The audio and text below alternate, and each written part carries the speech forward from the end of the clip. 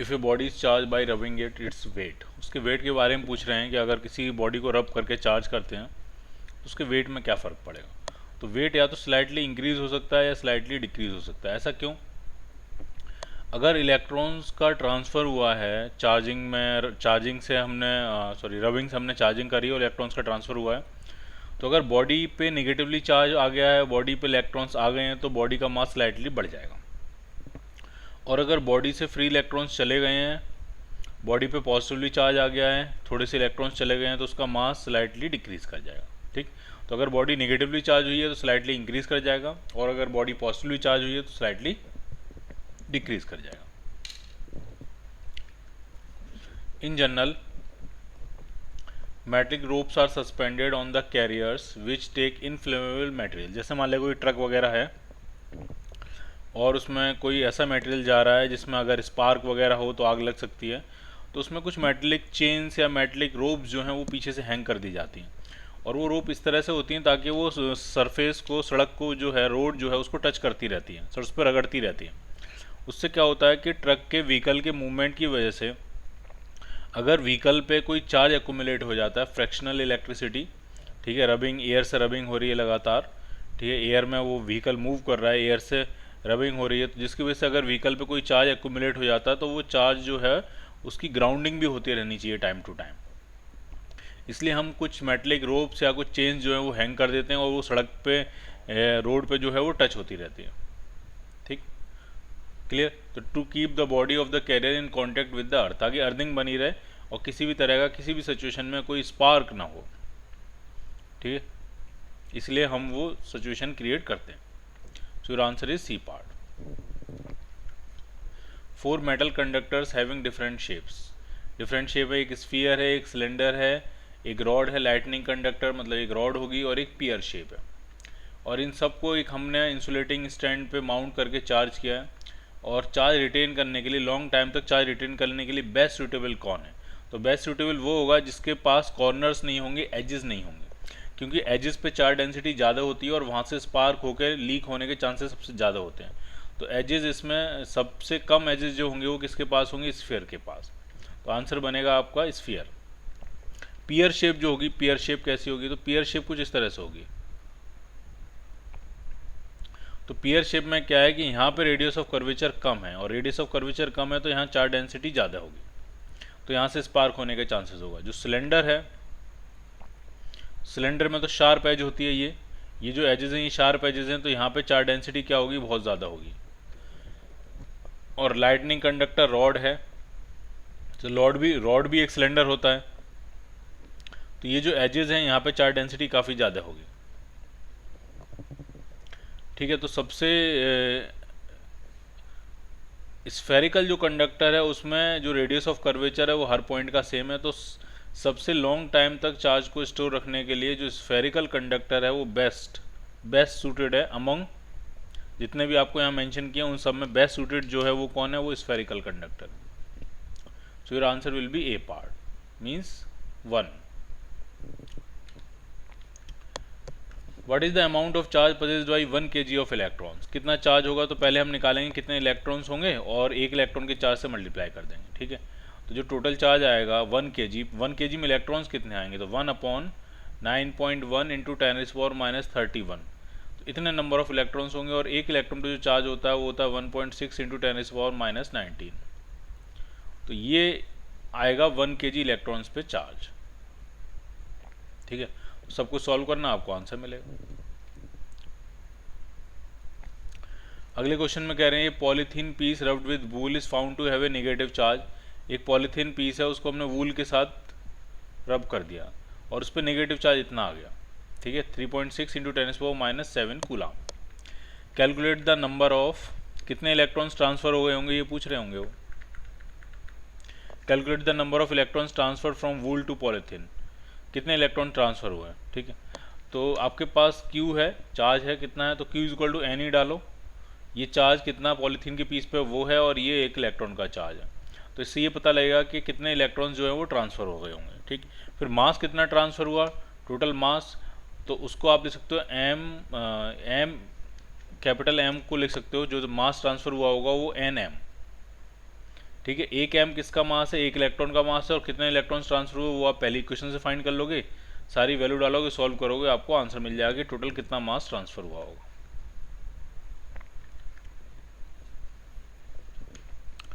There are two metallic spheres of same radii but one is solid and other is hollow. अभी पूछ रहे हैं एक solid metal है, एक हॉलो मेटल है, ठीक है, हॉलो मेटलिक स्फीयर है, एक सॉलिड स्फीयर है। तो चार्ज जब आप दोनों को दोगे तो चार्ज तो दोनों ही केस में सरफेस पे ही स्टोर होगा, अंदर कुछ भी स्टोर नहीं होगा। तो सॉलिड भी स्फेरिकल शेल की तरह बिहेव करेगा, इसका मतलब दोनों पे सेम चार्ज ही स्टोर हो सकता है, ठीक।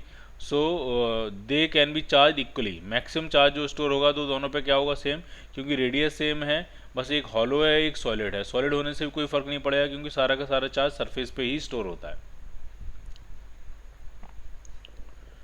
When a body is earth connected, electrons from the earth flow into a body. This means अगर एक बॉडी को हमने अर्थ किया और अर्थ से इलेक्ट्रॉन बॉडी में चले जा रहे हैं, इसका मतलब बॉडी जो है वो पॉजिटिवली चार्ज होगी, ठीक, या अनचार्ज भी हो सकती है। अगर बॉडी अनचार्ज होगी, ठीक है, और अर्थ का जो है वो हल्का सा नेगेटिव पोटेंशियल होता है, अर्थ जो है हल्की सी नेगेटिवली चार्ज है, तो तब भी इलेक्ट्रॉन्स मूव कर जाएंगे। और अगर पॉजिटिवली चार्ज होगी तब भी इलेक्ट्रॉन जो है वो अर्थ से कहाँ मूव कर जाएंगे, बॉडी मूव कर जाएंगे। तो अब यहाँ पे दोनों में से एक ही आंसर टिक कर सकते हैं हम। तो अनचार्ज से जो बेहतर है वो क्या होगा, चार्ज पॉजिटिवली। और ये अनचेंज लिखा है, अनचार्ज तो लिखा भी नहीं है यहाँ पे, ठीक। तो आंसर क्या बनेगा, the body is charge positively. A positively charged insulator is brought near does not touch two metallic sphere that are in contact। ठीक है, देखिए क्या हो रहा है, दो मेटलिक स्फीयर कांटेक्ट में है,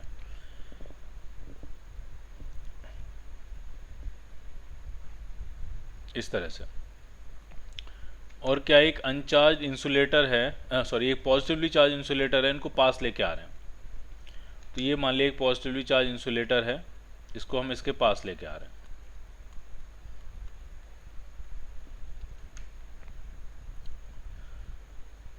the metallic sphere are then separated. तो जैसे ही इनको पास लेके आएंगे तो होगा क्या, इस स्फीयर पे यहाँ पे नेगेटिव चार्ज इंड्यूस होगा और इस स्फीयर के इस सरफेस पे यहाँ पे पॉजिटिव चार्ज इंड्यूस हो जाएगा, ठीक। फिर हमने दोनों स्फीयर को अलग अलग कर दिया। तो जैसे ही मैंने इस स्फीयर को अलग किया और इस स्फीयर को अलग किया, तो ये स्फीयर ओवरऑल क्या, और उसके बाद फिर ये कह रहे हैं कि इंसुलेटर भी हटा दिया हमने, ठीक है, या नहीं भी हटाया कोई ज़्यादा फर्क नहीं पड़ेगा। तो इस स्फीयर पे कैसा चार्ज आ जाएगा, नेगेटिव, इस स्फीयर पे कैसा चार्ज आ जाएगा, पॉजिटिव। तो जो स्फीयर दूर की तरफ होगा, जो स्फीयर इंसुलेटर से फारदेस्ट होगा, उस पर कैसा चार्ज आ जाएगा, पॉजिटिव, और जो इंसुलेटर के पास होगा उस पर कैसा चार्ज आएगा, नेगेटिव। तो हमसे तो इसके बारे में इंफॉर्मेशन पूछ रहे हैं, तो आपका आंसर क्या बनेगा, ये पॉजिटिव चार्ज, सी पार्ट।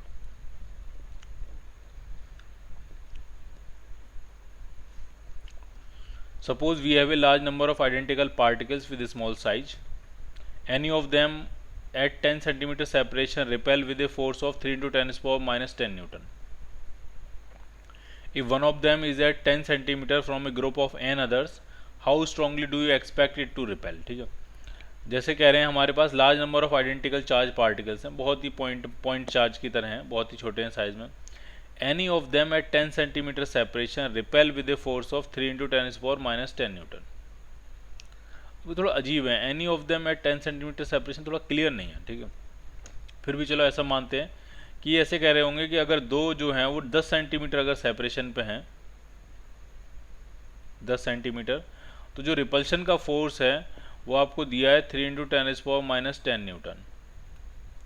ये भी कितना है, 3 × 10⁻⁻10 न्यूटन जो है वो रिपल्शन का फोर्स है। अब अगली सिचुएशन में ये कह रहे हैं, अगर मान लिया एक पे चार्ज मैंने कह दिया Q है, तो इस पर भी Q चार्ज है, इस पर भी Q चार्ज है, ये डिस्टेंस R है, तो रिपल्शन का जो फोर्स आएगा जिसको आप 3 × 10⁻⁻10 न्यूटन कह रहे हो, वो आपका हो जाएगा K Q1 Q2/R²।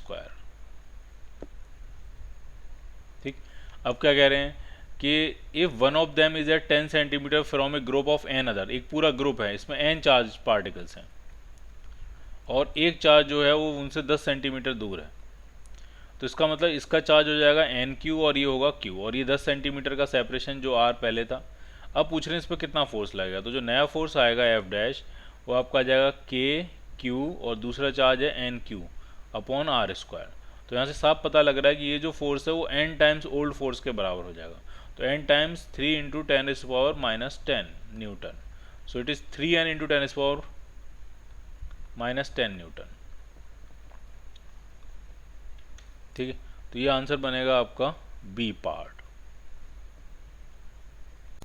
An uncharged metal object M is insulated from its surrounding. A positively charged metal sphere S is then brought near to M.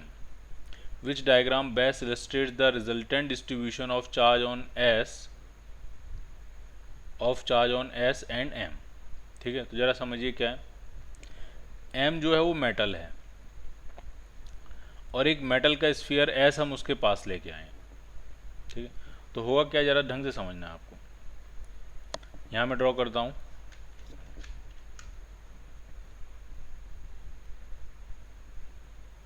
कुछ इस तरह की सिचुएशन है। तो ये था पॉजिटिवली चार्ज। तो ये पॉजिटिवली चार्ज जो है वो इस मेटल स्फीयर के इलेक्ट्रॉन्स को अपनी तरफ अट्रैक्ट करेगा। तो यहाँ पे कैसा चार्ज इंड्यूस हो जाएगा, नेगेटिव। अगर यहाँ चार्ज नेगेटिव इंड्यूस होगा तो यहाँ पे कैसा चार्ज इंड्यूस हो जाएगा, पॉजिटिव, क्योंकि मेटल का जो ऑब्जेक्ट है एम वो ओवरऑल अनचार्ज था, तो नेट चार्ज तो इस पर ज़ीरो होगा। ठीक, दूसरी बात क्या है, जैसे जैसे यहाँ पे नेगेटिव चार्ज इंड्यूस होगा तो इसका जो पॉजिटिव होगा वो भी इसमें यूनिफॉर्मली डिस्ट्रीब्यूटेड नहीं रहेगा, क्योंकि ये भी मेटल का, तो ये पॉजिटिवली जो चार्ज है इधर कम रहेगा और इस तरफ ज़्यादा रहेगा। ठीक है, अगर ये मेटल का ऑब्जेक्ट यहाँ नहीं होता तो ये पॉजिटिव चार्ज उस पर पूरी तरह से यूनिफॉर्मली डिस्ट्रीब्यूट होता। सिंस ये मेटल के पास आएगा तो यहाँ पर नेगेटिव चार्ज इंड्यूस करेगा तो उस नेगेटिव से खुद भी इस तरफ अट्रैक्ट होना शुरू हो जाएगा। तो इसका जो डिस्ट्रीब्यूशन होगा वो कुछ इस तरह से होगा जैसे मैंने यहाँ बनाया। क्लियर? तो इसमें जो बेस्ट रिप्रेजेंटेशन है वो ये वाला बनेगा, सी पार्ट। ठीक है, ये डिस्ट्रीब्यूशन भी यूनिफॉर्म नहीं रहेगा, ये वाला डिस्ट्रीब्यूशन जो है वो यूनिफॉर्म नहीं रहेगा। यहाँ थोड़े पॉजिटिव ज़्यादा होंगे और यहाँ पॉजिटिव कम होंगे। यहाँ पे कैसा चार्ज आएगा आपका, यहाँ पे कैसा चार्ज आएगा आपका, नेगेटिव चार्ज। दिख नहीं रहा ये नेगेटिव चार्ज आएगा, ये नेगेटिव चार्ज। ठीक है, यहाँ पे कैसा चार्ज आएगा, नेगेटिव चार्ज, और इधर कैसा चार्ज आएगा, यहाँ पे पॉजिटिव चार्ज। तो जो बेस्ट रिप्रेजेंटेशन है वो सी पार्ट आपका मैच करेगा। यहाँ पे नॉन यूनिफॉर्म डिस्ट्रीब्यूशन दिखाया है, बट यहाँ पे क्या, यहाँ पॉजिटिव चार्ज मिसिंग है यहाँ से, इसलिए गलत हो गया। ठीक है, इसमें यहाँ पे भी पॉजिटिव चार्ज मिसिंग है, इसलिए ये भी गलत हो गया। और ये तो बिल्कुल ही गलत है, इन्होंने पॉजिटिव के सामने पॉजिटिव बना दिया, यहाँ पे पॉजिटिव बना दिया है, दूर की तरफ नेगेटिव बना दिया, तो ये बिल्कुल ही गलत है। तो इन चारों में जो बेस्ट ऑप्शन है वो क्या बनेगा आपका, सी पार्ट।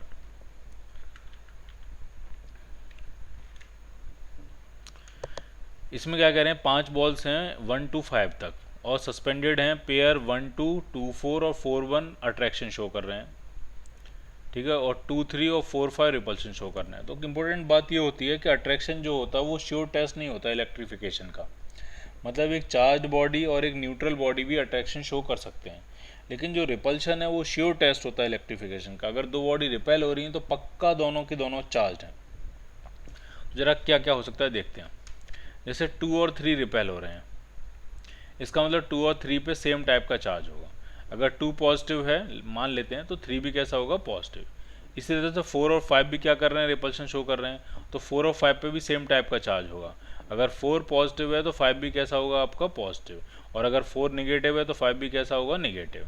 अगर 2 आपका नेगेटिव है तो 3 भी कैसा होगा, नेगेटिव। ये सारे केसेस बन सकते हैं। 2 पॉजिटिव तो 3 पॉजिटिव, 2 निगेटिव तो 3 निगेटिव, 4 पॉजिटिव तो 5 पॉजिटिव, 4 निगेटिव तो 5 नेगेटिव। ठीक, अच्छा अब इसमें क्या कह रहे हैं, 2 और 4 अट्रैक्ट भी कर रहे हैं। अगर 2 और 4 अट्रैक्ट कर रहे हैं तो इसका मतलब ये है कि 2 और 4 अपोजिट चार्ज के रहे होंगे। तो अगर मैं 2 को प्लस वाला ले लूँ तो 4 को क्या लेना पड़ेगा, माइनस वाला। यानी अगर मैंने कहा कि 2 और 3 दोनों पॉजिटिवली चार्ज हैं तो 4 और 5 दोनों कैसे होंगे, नेगेटिवली चार्ज, ताकि ये आपस में रिपेल भी करें और जब मैं 2 और 4 को पास लेके आऊँ तो ये दोनों क्या करें, आपस में अट्रैक्ट भी करें। ठीक, अब 1 जो है वो बहुत ही अजीब है। 1 2 से भी अट्रैक्ट हो जा रहा है, 1 4 से भी अट्रैक्ट हो जा रहा है। मतलब 2 था आपका पॉजिटिव और 4 था आपका नेगेटिव, और 1 बड़ा अजीब है। 1 जो है वो कह रहा है मैं 2 से भी अट्रैक्ट हो जाऊंगा, मैं 4 से भी अट्रैक्ट हो जाऊंगा। इसका मतलब 1 जो है वो आपका इलेक्ट्रिकली न्यूट्रल रहा होगा। वरना अगर 1 पे कैसा भी चार्ज, अगर मान लिया 1 पे नेगेटिव चार्ज होता तो 2 से तो अट्रैक्ट हो जाता, 4 से रिपेल हो जाता। 1 पे अगर और पॉजिटिव चार्ज होता तो वो 4 से अट्रैक्ट हो जाता, 2 से रिपेल हो जाता। बट 1 बहुत अजीब है, 2 से भी अट्रैक्ट हो जा रहा है, 4 से भी अट्रैक्ट हो जा रहा है। तो इसका मतलब 1 का रहा होगा आपका electrically neutral. So your answer is C part.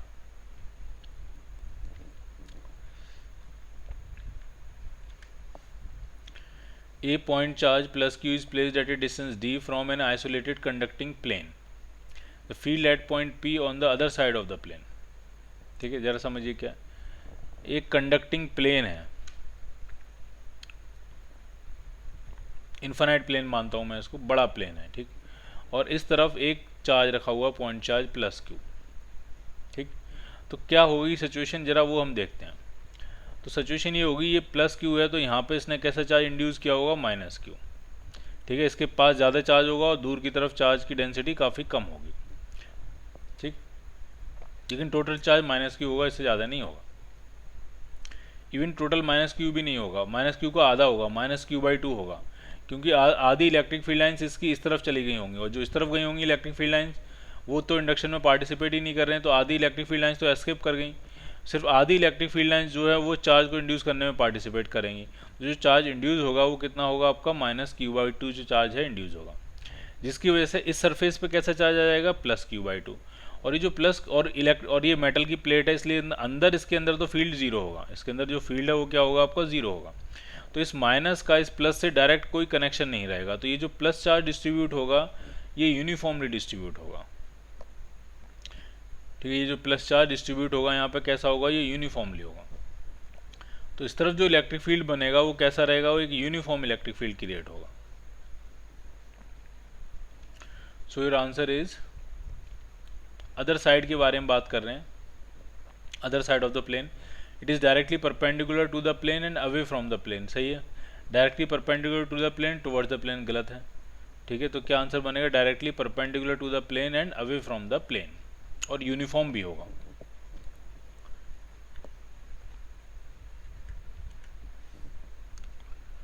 In the two cases to identical conducting sphere are given equal charges, दोनों को सेम चार्ज दिया गया है। In one case of the same type where in the other case of the opposite, एक केस में दोनों को पॉजिटिव पॉजिटिव दे दिया, सेम टाइप का चार्ज दे दिया, तो F1 फोर्स से रिपेल कर रहे हैं, और कंडक्टिंग स्फीयर है, मेटल के स्फीयर है, और एक केस में एक को पॉजिटिव दिया एक को नेगेटिव दिया, तो ये अट्रैक्ट कर रहे हैं। मैग्नीट्यूड लेकिन चार्ज का सेम है, ठीक है। चार्ज का जो मैग्नीट्यूड है वो सेम है, एक केस में दोनों पॉजिटिव है, एक केस में एक पॉजिटिव और एक नेगेटिव, तो F1 और F2 को कंपेयर करने के लिए बोला गया। तो समझिए जरा क्या सिचुएशन होगी। अगर दोनों को मैंने पॉजिटिव पॉजिटिव चार्ज दिया तो ये रिपल्शन की वजह से ये पॉजिटिव पॉजिटिव जो है वो दूर की तरफ एक्यूमुलेट होंगे, जिसकी वजह से इनके बीच की इफेक्टिव डिस्टेंस ज़्यादा होगी। और जब आपने इनको एक पे पॉजिटिव और एक पे नेगेटिव चार्ज दिया होगा, ठीक, तो ये अट्रैक्शन की वजह से ये पास की तरफ एक्यूमुलेट हो जाएंगे, जिसकी वजह से इनके बीच की इफेक्टिव डिस्टेंस कम हो जाएगी, और डिस्टेंस कम होने की वजह से अट्रैक्शन का फोर्स जो है वो ज़्यादा हो जाएगा। यानी F2 का जो मैग्नीट्यूड है वो F1 से क्या होगा, ज़्यादा होगा। चार्ज की अमाउंट तो सेम है, इस पे अगर प्लस क्यू है इस पे भी प्लस क्यू है, यहाँ पे अगर प्लस क्यू है तो यहाँ माइनस क्यू है। चार्ज के मैग्नीट्यूड तो सेम है, चार्ज के अमाउंट तो सेम है, बट नेचर अपोजिट होने की वजह से, कंडक्टिंग स्फीयर होने की वजह से ये दोनों अट्रैक्ट करेंगे, और कंडक्टिंग स्फीयर में चार्ज मूव कर सकता है, तो ये जितना पास आ सकते हैं उतने पास आ जाएंगे, और इसमें मूव कर सकता है तो ये जितना दूर हो सकते हैं उतने दूर चले जाएंगे। तो F1 का जो रिपल्शन होगा वो कम होगा और F2 का अट्रैक्शन ज़्यादा होगा। So F2 is greater than F1, so your answer is C part.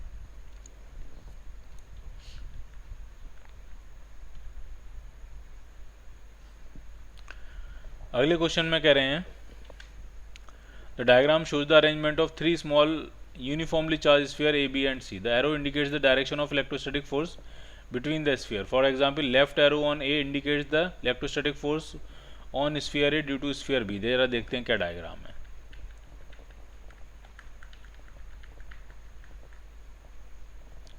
ठीक है, ये है सिचुएशन। तो A और B में अट्रैक्शन हो रहा है, A और C में अट्रैक्शन हो रहा है, B और C में रिपल्शन हो रहा है। ठीक है, कह रहे हैं दो स्फीयर पॉजिटिवली चार्ज हैं, कम से कम दो स्फीयर जो हैं पॉजिटिवली चार्ज हैं।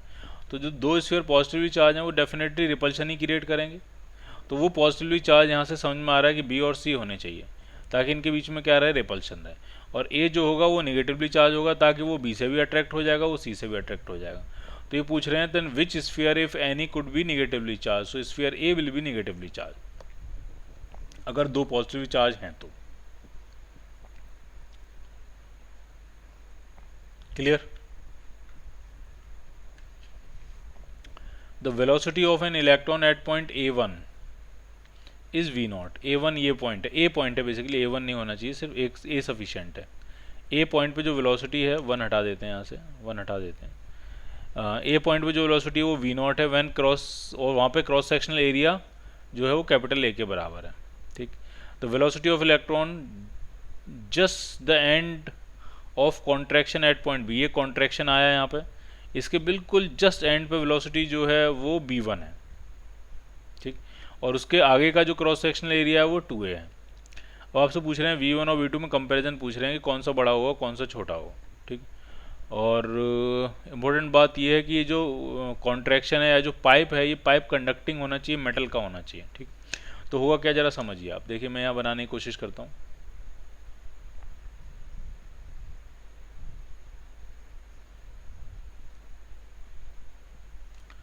और यहाँ सिचुएशन कुछ इस तरह से है, ठीक। तो जब इलेक्ट्रॉन यहाँ पहुँचेगा तो यहाँ पे कैसा चार्ज इंड्यूस हो जाएगा, पॉजिटिव। ढंग से समझना आराम से। तो ये पॉजिटिव चार्ज इस इलेक्ट्रॉन को क्या करेगा, अपनी तरफ अट्रैक्ट कर लेगा, जिसकी वजह से जब वो इस रीजन से क्रॉस करेगा तो इसके स्पीड जो है वो बढ़ जाएगी, स्पीड अप हो जाएगा ये। तो इसका मतलब v1 की जो वेलोसिटी होगी वो v0 से क्या होगी, ज़्यादा होगी। सो v1 is greater than v0, ठीक। So v1 is greater than v0, so your answer is C part.